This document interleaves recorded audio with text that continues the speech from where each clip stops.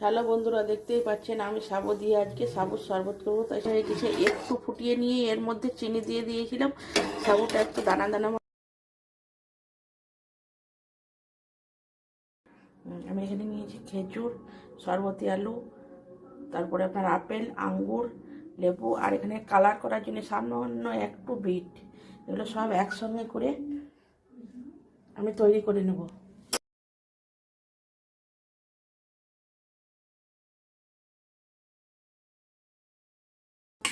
এটা যে কোনো উপোস কাপাস, মানুষের হিন্দু শাস্ত্রে কত রকম উপোস থাকে, শিবরাত্রি বলুন, একাদশী বলুন, সমস্ত কিছুতে এইটা খাওয়া যায়।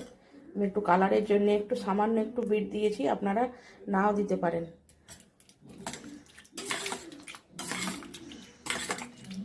দেখুন বন্ধুরা, আমার সাবুর শরবত রেডি।